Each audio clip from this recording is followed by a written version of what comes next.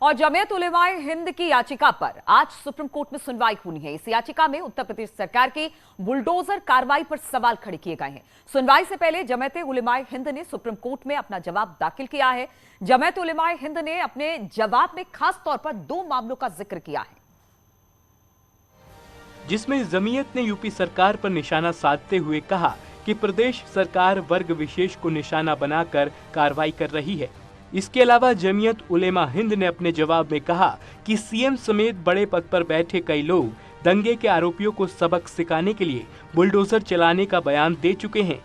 इसके अलावा प्रयागराज में हुए बुलडोजर एक्शन पर कहा गया कि यूपी सरकार ने दावा किया था कि जावेद मोहम्मद के खिलाफ बुलडोजर एक्शन से पहले उनको नोटिस दिया गया था, जबकि मकान उनकी पत्नी के नाम था। वहीं सहारनपुर में एक मकान को बिना नोटिस इसलिए तोड़ा गया क्योंकि उसमें रह रहे किराएदार के नाबालिग बेटे पर दंगे का आरोप था।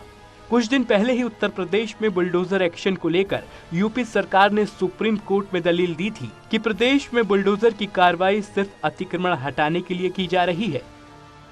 बुलडोजर वहां क्यों पहुंचा जहां एक पर्टिकुलर बैकग्राउंड था, जहां एफआईआर हुई, जहां लोग अरेस्ट हुए?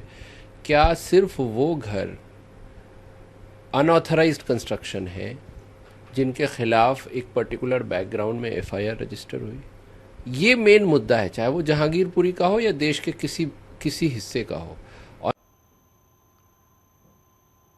तो जमीयत उलेमाए हिंद के याचिका पर आज सुनवाई हो रही है सुप्रीम कोर्ट में। इसी पर बातचीत करने के लिए सुशील हमारे साथ दिल्ली से जुड़ गए हैं। सुशील, लगातार हमने देखा कि चाहे वो जावेद पम की पत्नी हो, वो हाईकोर्ट गई थी, जमीयत उलेमाए अब सुप्रीम कोर्ट पहुंचा है और उन्होंने खास तौर पर कहा है इस याचिका में कि पर्टिकुलर एक समुदाय को निशाना बनाया जा रहा है। कितने बजे आज की सुनवाई शुरू होने वाली है और क्या कुछ और इस याचिका में कहा गया है?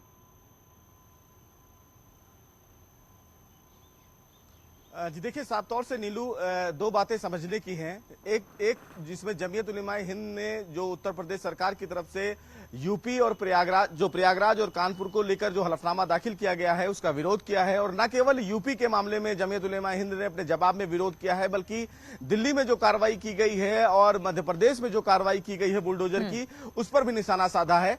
जमीयत उलेमाए हिंद की तरफ से जो हलफनामा दाखिल किया गया है उसमें साफ तौर से ये कहा गया है कि एक विशेष समुदाय को कहीं ना कहीं टारगेट किया जा रहा है इन राज्य सरकारों के द्वारा। और जमीयत उलेमाए हिंद की तरफ से तमाम फोटोग्राफ्स भी ऐड ऑन किए गए हैं अपने हलफनामे में। जमीयत की तरफ से नीलू ये साफ तौर से कहा गया है कि जहां भी कहीं हंगामा होता है, सरकार एक विशेष समुदाय को सबक सिखाने के लिए बुलडोजर की कार्रवाई करती है और ये बताने की कोशिश करती है कि कैसे वहां पर कार्रवाई की जाती है। हालांकि इसका बहाना प्रशासन के द्वारा अवैध अतिक्रमण को बताया जाता है, लेकिन उत्तर प्रदेश सरकार ने जो हलफनामा दाखिल किया है नीलू, उस हलफनामे में उत्तर प्रदेश सरकार ने ऑन रिकॉर्ड ये जानकारी दी है कि जितनी भी कार्रवाई फिलहाल उत्तर प्रदेश सरकार के द्वारा बुलडोजर के तहत की जा रही है, उन तमाम कार्रवाई को बिल्डिंग कंस्ट्रक्शन एक्ट 1958 के तहत ही की जा रही है।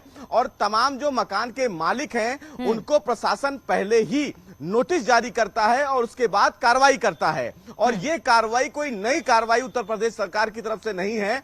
2020 से ही उत्तर प्रदेश सरकार इस प्रकार के बिल्कुल सुशील, लगातार उत्तर प्रदेश सरकार यही कहती रही कि कानून के दायरे में ही ये सब कुछ होता रहा है, लेकिन आज देखना होगा जमीयत की याचिका पर सुनवाई करते हुए कोर्ट क्या कुछ कहता है। बहुत बहुत शुक्रिया आपका हमारे साथ सुशील जुड़ने के लिए।